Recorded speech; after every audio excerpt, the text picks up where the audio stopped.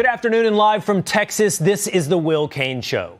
You're looking live at D.C., where the lights are off and the fight is on. The shutdown is here. Per the Babylon Bee, the entire federal workforce has been replaced by a very tired Marco Rubio.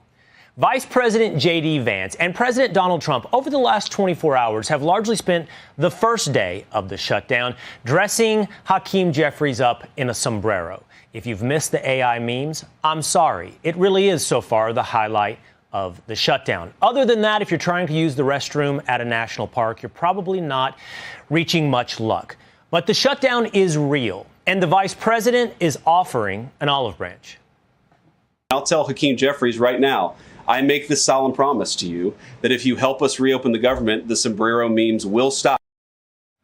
Here's the state of play in Washington. Democrats today once again blocking the Republicans' plan to fund the government, again by a vote of 55 to 45. 60 votes are needed to pass. 3 Democrats breaking with their party for a second time to vote for it. As for those Democrats who voted against it, again, the vice president says enough. Democrats say that they care a lot about lowering health care costs. And yet, when the president took historic action to work with the drug companies to lower prescription drug prices, the Democrats did nothing to help us. They talk about doing something. They don't actually do the hard work of making it happen. For the first time since the Democrats have been in politics, they're now saying that unless we get every policy item that we demand, we're going to shut down the people's government. They're trying to take a hostage, and we're not going to let them. I make light of the fact that bathrooms are shut down at national parks, but the shutdown is having real consequences for millions of Americans. 1.3 million active duty troops will work now without pay. Critical food assistance for low-income women, infants, and children will now lapse. Nearly 50,000 members of the United States Coast Guard are going to have to work unpaid. Over 13,000 air traffic controllers will work without pay, as well as TSA agents, which will very likely create flight disruptions. And pay will now stop for over 150,000 federal law enforcement officers. These are not just numbers and statistics. These are real Americans who have families at home. While those Americans struggle, Democrats are all smiles for a group selfie. Everyone say government shutdown. These are the people standing in the way of your photo op, by the way, if you were looking to head to a national park. And here, by the way, is what has been shuttered as the shutdown drags on. National park visitor centers, museums, and Library of Congress, U.S. Botanical Garden, U.S. Capitol Visitor Center. But you still got open air areas to look forward to. Those are open for businesses. Select park trails, minimal staffing is needed for those trails. Outdoor memorials and monuments, Smithsonian museums through October 6th, and the National Gallery of Art through October 4th. So, this shutdown, what is it about? Well, to listen to Democrats and Republicans, it is about health care. And it is about health care specifically for illegal immigrants. But both sides are accusing the other of lying. The Chuck Schumer AOC wing of the Democratic Party shut down the government because they said to us, we will open the government, but only if you give billions of dollars of funding for health care for illegal aliens. That's a ridiculous proposition. It's a total, absolute effing lie. And why are they doing it? You talked about clicks and emotion. That's some of the reason. But I'll tell you the real reason. They're afraid of the truth. They know that what they've done to health care has decimated health care for so much of America. Total, absolute effing lie, sticking to his talking point from last night when Schumer wrote on X, this is a lie. Not a single federal dollar goes to providing health insurance for undocumented immigrants. Not one penny. Republicans would rather lie and shut down the government than protect your health care. Well, I care, Senator, about the truth. So what is the truth? The truth is that in that post and in what you are saying, the lie is in the language. Insurance. This is not about insurance for illegal immigrants, but how illegal immigrants receive health care that is paid for by the U.S. taxpayer. Here's how it works. Temporary protected status holders count as lawfully present in the United States under the federal rules. There are about 1.3 million people here with temporary protected status. Now, those illegal immigrants can go to an emergency room and get medical treatment. That bill is passed from the hospital to the federal government, where the bill is paid by you, the taxpayer. And by the way, if you've ever been to an emergency room, you know it's not full of people simply with gunshot wounds. It's full of people, illegal immigrants as well, with any number of health maladies. All of that care being passed on to the federal government. The federal government being you, the taxpayer. The Republicans are looking to cut that subsidy from the federal government to hospitals to ensure that illegal immigrants continue to get that health care. And that is what Democrats are fighting to keep. That money being funded down to the local level to ultimately fund the health care of illegal immigrants. Now, I could spell all this out, and I did to some extent, but it's easier for me to just let you hear the vice president. If you're an American citizen, you've been to a hospital in the last few years, you probably noticed that wait times are especially large, and very often somebody who's there in the emergency room waiting is an illegal alien, very often a person who can't even speak English. Why do those people get health care benefits at hospitals paid for by American citizens? The answer is a decision made by the Biden administration that the Trump administration, working with congressional Republicans, undid. We turned off that money spigot to health care funding for illegal aliens. The Democrats, in their legislative text, want to turn it back on. There are various ways in which the Biden administration waved away illegal immigration status. They gave parolees, they gave asylum claims to people who weren't really claiming asylum.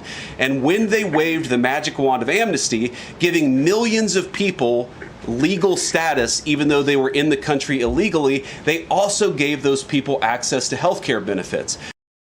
So who's trying to change the terms of the game in order to continue to fund the government? Well, continuing resolutions have been passed the last 13 times they've been brought forward, and largely because Democrats were concerned, at least they said at the time, that Americans would suffer. It is not normal to shut down the government when we don't get what we want. If the government shuts down, it will be average Americans who suffer most. A government shutdown means seniors who rely on Social Security could be thrown into chaos. Families will be hurt. Farmers will be hurt. It's the service members who will work without a paycheck. It's the firefighters who will be furloughed. This shutdown, you know who's going to feel the pain? You know who it hurts? You. Everyday people and the most vulnerable. Seniors, veterans, working families, hungry kids, y'all. Where has all that concern gone? I'll give you an idea. It's been flushed down the toilet, not of a fight about health care, but about politics. It's not about health care. It's about staying power, specifically Chuck Schumer's political future in deep blue New York. I want to just ask you straight up, are you planning to primary challenge him? Do you think that's why he's doing this? This is so not about me in this moment. I saw some Republican members of Congress saying, oh, well, if we have this shutdown, it's because of AOC. Well, if that's the case, my office is open and you are free to walk in and negotiate with me directly. So is the joke on Democrats? Republicans aren't exactly powerless here, by the way. While a shutdown is very damaging for real American people who depend upon government services, it can provide an opportunity to downsize this. So in a way, Chuck Schumer has now handed the keys to the kingdom to the executive branch under President Trump to do some things that we would not otherwise be able to do because we would never get Democrat votes for them. What's the speaker talking about? Well, he could be talking about an idea from our friend Charlie Kirk, who wrote back in 2019, we should use this government shutdown as a chance to shrink government permanently, privatize the TSA, privatize the FAA air traffic controllers, abolish the IRS, remove non-essential workers. If workers aren't essential, they shouldn't be working in the government in the first place. Speaker Mike Johnson, RLA, is accusing Senate Minority Leader Chuck Schumer, DNY, of refusing to vote to end the government shutdown to kowtow to his left-wing base.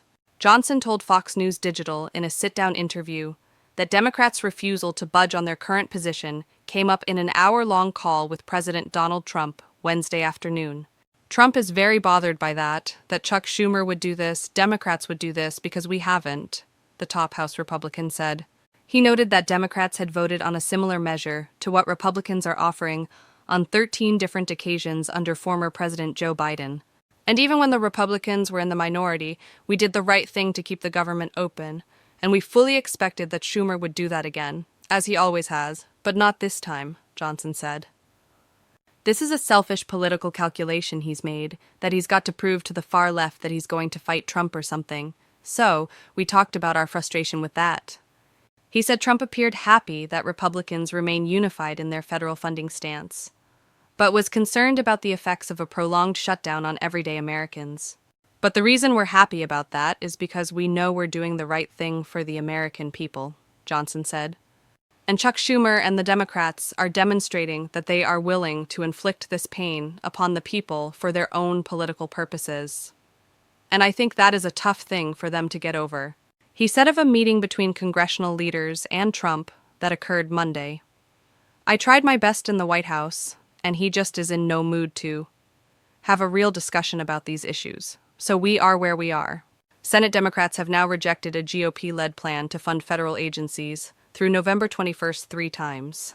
The measure is called a continuing resolution and is aimed at buying House and Senate negotiators more time to reach a deal on fiscal year 2026 federal funding priorities. The CR would keep current federal funding levels roughly flat, while adding an extra $88 million in security spending for lawmakers, the White House, and the judicial branch. Democrats, furious at being largely sidelined in funding discussions, have signaled they would not accept any bill that does not also extend Obamacare tax subsidies that were enhanced during the COVID-19 pandemic.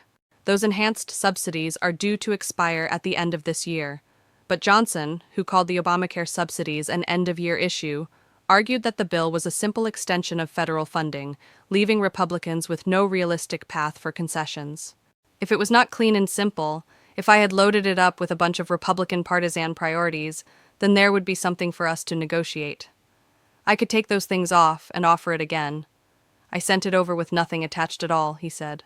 "It quite literally is just buying us time to finish the appropriations process, which was being done in a bipartisan manner. So I don't have anything to give, there's nothing I can give." And Chuck Schumer has made such outrageous counter-demands and proposals that he's the one that has to come to his senses. He was referring to Democrats' counter-proposal for a CR, which would have repealed the Medicaid reforms made in Republicans' One Big, Beautiful Bill, while restoring funding for NPR and PBS that was cut by the Trump administration earlier this year.